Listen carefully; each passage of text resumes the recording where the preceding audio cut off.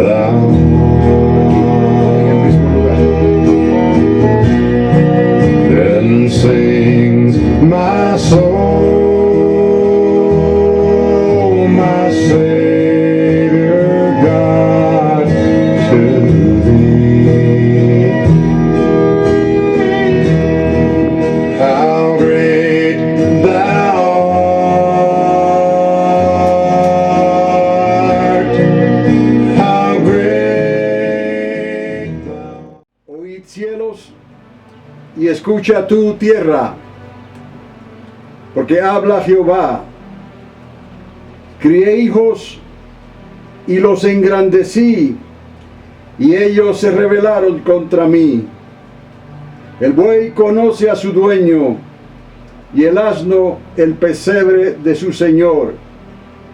Israel no entiende, mi pueblo no tiene conocimiento. Oh gente pecadora, pueblo cargado de maldad, generación de malignos, hijos depravados, dejaron a Jehová, provocaron a ira al Santo de Israel, se volvieron atrás. ¿Por qué queréis ser castigados aún? ¿Todavía os rebelaréis? Toda cabeza está enferma y todo corazón está doliente. Desde la planta del pie hasta la cabeza no hay en él cosa sana, sino herida, hinchazón y podrida llaga. No están curadas, ni vendadas, ni suavizadas con aceite. Vuestra tierra está destruida, vuestras ciudades puestas a fuego.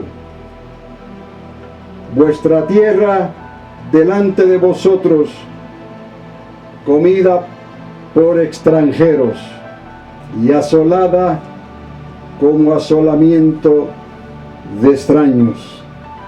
Esto bien podría ser un cuadro de un país, una nación que vive bajo anarquía, donde no hay orden, donde no hay ley, donde cada cual hace el bien que le parece.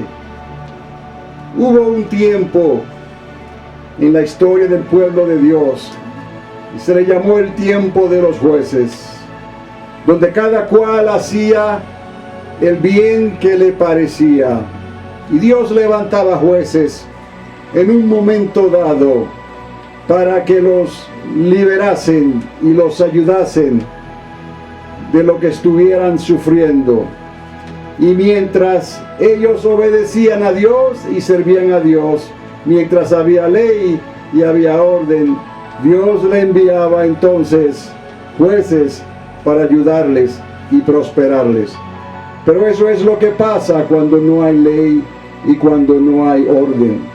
Podemos decir que la anarquía entre los pueblos, cuando lo que es malo le llaman bueno y a lo que es bueno le llaman malo, es una señal también de que Dios está pesando los corazones de una generación que no quiere nada que ver con Dios.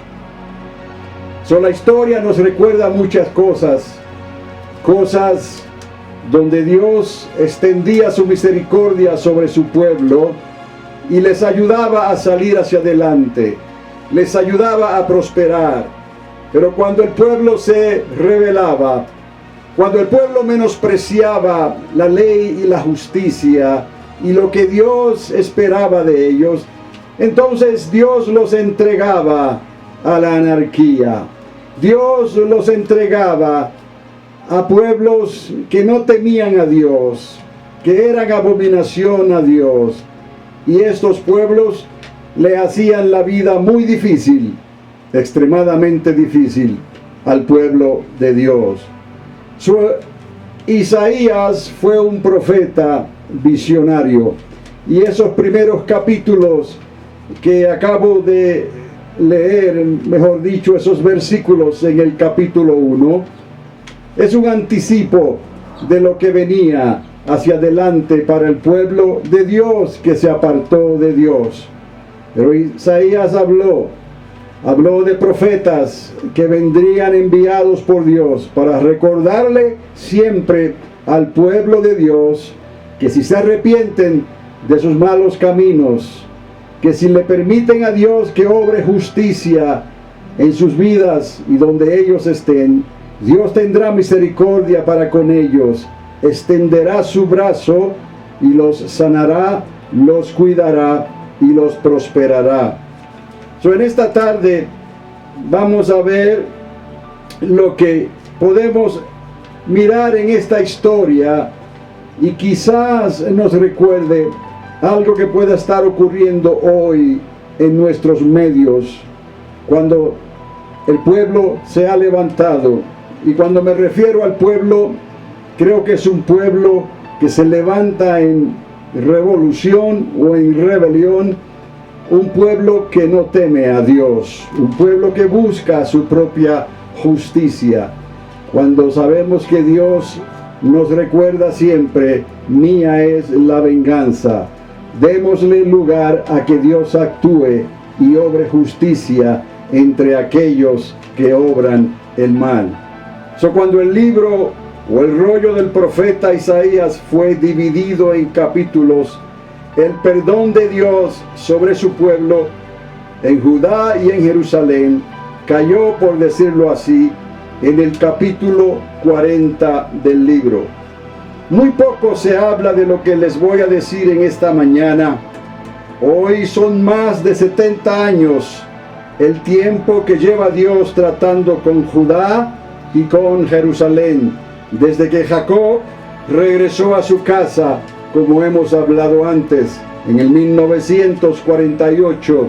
Entendemos e históricamente está comprobado que Jacob, que significa Israel, la nación de Israel, regresó a casa, regresó a establecerse como nación entre las naciones de la tierra.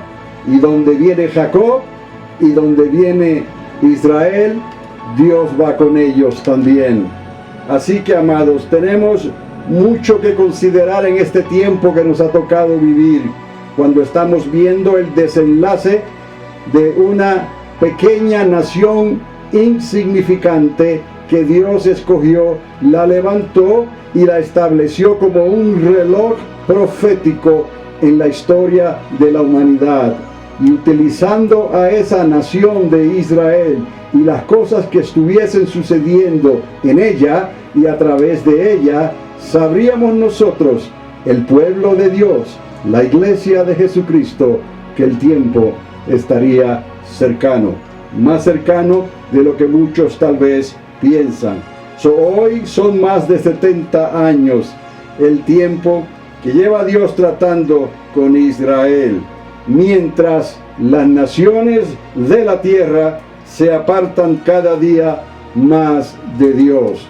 Y esto no es muy difícil de discernir ni de distinguir en nuestros días.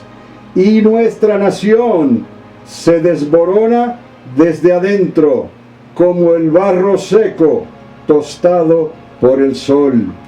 Los profetas hablaron de Elías, que Elías vendría otra vez en días del reino venidero. ¿Y por qué Elías? Porque Elías es quien escoge Dios para preparar el camino y pasar en seco antes que llegue la monarquía del reino. Elías divide las aguas y muestra el camino seco a seguir.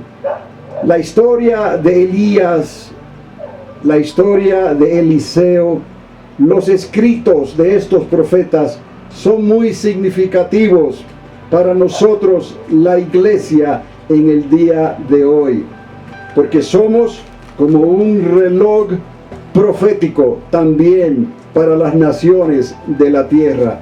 Israel ciertamente es un reloj profético, pero también la iglesia de Cristo, porque de ambos pueblos Dios hizo uno para que se cumpliesen sus propósitos desde que Dios estableció al hombre en esta tierra. Y siempre recordamos nosotros, no vamos a contradecir la ciencia, ni vamos a menospreciar el conocimiento y la sabiduría y la inteligencia que Dios le ha dado al hombre, porque si hay ciencia es porque Dios la permitió.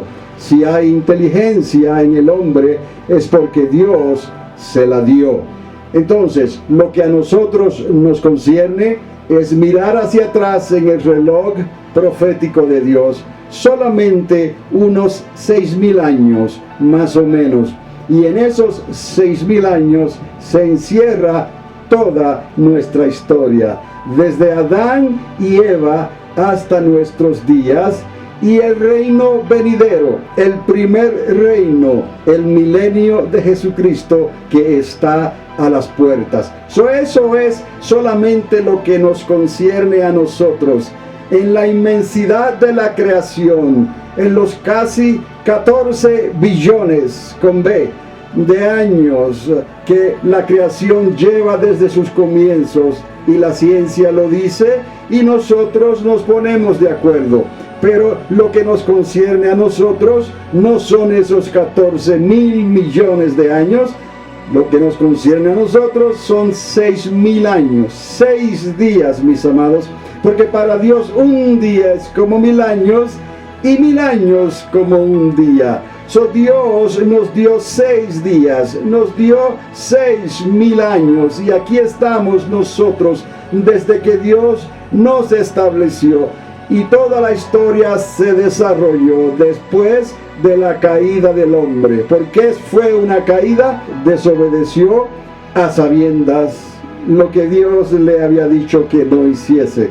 Pero en fin, Dios probó los medios, nos proveyó de los medios para que fuéramos restaurados otra vez a una nueva creación, a un nuevo jardín, a un nuevo Edén, a una nueva Jerusalén, a una nueva creación. Todo marcha conforme a los planes de Dios, pero el pueblo en su libre albedrío tuvo altas y tuvo bajas, y todavía tiene altas y todavía tiene bajas. Cuando tiene altas, Dios espera de ellos que ellos le honren a Dios, y cuando está de baja, espera a Dios que ellos doblen rodillas y clamen a Dios para que Dios les ayude, para que Dios trate con ellos y Dios sea el que cumpla la venganza sobre sus enemigos. Todo está bien expresado en la palabra de Dios, y en lugar de irnos hacia atrás millones de años, nos quedamos en una ventana de tiempo de unos 6.000 años. Ahí estamos nosotros, ahí está lo que Dios ha hecho con Israel, lo que Dios ha hecho con la iglesia. Pero lo más importante es las promesas, o son las promesas que Dios dejó en su palabra, porque Él iba a restaurar todas las cosas. Entonces, profetas como Isaías toman lugar en la escena, en un tiempo en que el pueblo está de bajas, el pueblo se ha apartado de Dios. Israel se dividió ciertamente, ¿no? Después de los días de Salomón, Israel se dividió. Pero Dios les envió profetas para recordarles lo que Dios había pactado con ellos en el monte Sinaí, a través de su siervo Moisés. Hasta el día de hoy esas palabras quedaron grabadas. Las promesas de Dios continúan cumpliéndose al pie de la letra. Aquí entonces Isaías mira hacia adelante, mira hacia el futuro, y le habla al pueblo de Dios de esta manera. Entonces, el profeta Elías es introducido en esta historia, porque Elías viene en tiempos de división. Elías viene en tiempos en que nadie creía el anuncio de Dios. Es como Isaías cuando también escribe: ¿quién ha creído a nuestro anuncio?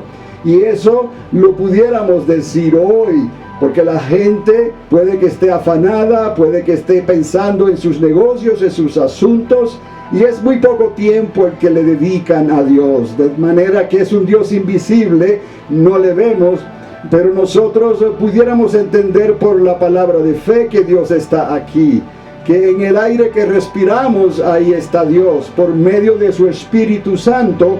Dios está aquí y Él no ha dejado de estar con nosotros. Dios no ha dejado de amarnos. Dios no ha cancelado las promesas y Dios va a cumplir lo que ha prometido. Los profetas entraron a recordar estas cosas. Elías entró en la escena a recordar estas cosas, a hablarle al pueblo sobre estas cosas importantes, de la manera que nosotros hoy estamos aquí también en el desierto, como una voz que clama en el desierto, recordando los pactos y las promesas de Dios, recordándole a la humanidad que hay esperanza y que cuando vemos la anarquía, cuando vemos la revolución, cuando vemos que la sociedad llama las cosas que son buenas, las llaman malas, y las cosas que son malas las llaman buenas, entonces sabemos que algo terrible está pasando en el mundo invisible, en el mundo espiritual. En el mensaje pasado, creo, la semana pasada, hablamos de ángeles buenos y hablamos de ángeles malos, y que creemos también que en este mismo tiempo hay ángeles malos que ya están operando en la tierra para provocar a las naciones para que se aparten cada día más y más de Dios. Pero nosotros, por el Espíritu de Dios, sabemos discernir los tiempos y sabemos que hay ángeles buenos, sabemos que hay ángeles que permanecieron con Dios, que no desobedecieron a Dios, y creemos que el ángel de Jehová acampa a nuestro alrededor y nos defiende continuamente. Esas esperanzas es la palabra que Dios nos ha dado, que no cae en tierra ni retorna a su boca vacía sin hacer lo que Él la encomendó a que hiciese. Por lo tanto, confiamos en esas promesas y podemos discernir los tiempos, que lo que está ocurriendo en esta nación, y nos damos cuenta, obviamente, que lo que ocurre en la nación más poderosa y más bendecida de toda la tierra se está observando y se está evaluando en las demás naciones de la tierra. Nosotros estamos en el centro de todo esto. Estados Unidos de Norteamérica está en el centro de todo esto. Pero si esta nación también se está apartando de Dios, si esta nación está permitiendo que el nombre de Dios se ha quitado, que la palabra de Dios se ha puesto a un lado, entonces estamos entrando en problemas graves, porque simplemente se está confirmando, si lo podemos ver de esa manera, que los tiempos que Dios determinó para tratar con las naciones rebeldes de la tierra ya han llegado. Entonces, amados, todo lo que hablamos aquí en este tiempo es recordándonos las promesas de Dios y apuntando hacia la redención, apuntando hacia el primer reino, apuntando al regreso de Jesucristo a esta tierra, porque ciertamente ya Él vino una vez y Él vuelve otra vez, como está dicho en su palabra. Entonces, volviendo a Elías, porque Elías es quien escoge Dios para preparar el camino y pasar en seco antes que llegue la monarquía del reino. Elías divide las aguas y muestra el camino seco a seguir. ¿Por qué les digo esto? Vamos a hacer referencia momentáneamente en los evangelios. Cuando Jesús de Nazaret vino la primera vez, Jesús dijo esto: yo soy el camino y la verdad y la vida. Así lo planteó Jesús. Nadie puede entrar a mi reino si no es a través de Él, de Jesús de Nazaret. Entonces, Elías viene y divide las aguas en su tiempo y aparece el camino del reino. En los tiempos de Elías se estaba hablando de reyes que se habían apartado de Dios, y Dios estaba llamando a esos reyes, estaba llamando a ese pueblo que regresara otra vez a la casa de Dios. ¿Qué hizo Elías? Elías trajo división. Cuando él llega en su ministerio, Elías divide las aguas del río Jordán y pasó en seco. Cuando Elías fue levantado, ocurrieron otros milagros que vamos a ver más adelante. Pero una cosa que hace Elías es dividir a los padres contra los hijos y a los hijos contra los padres en el valle de la decisión. Porque esta división no es nueva. Jesús mismo habló de división. ¿Por qué hay división? ¿O por qué tiene que haber división? Porque a través de la división se sabe quiénes son los de Dios y quiénes no son de Dios. Quiénes son de Cristo y quienes no son de Cristo, quienes quieren al Espíritu Santo en sus vidas y quienes no quieren al Espíritu Santo en sus vidas.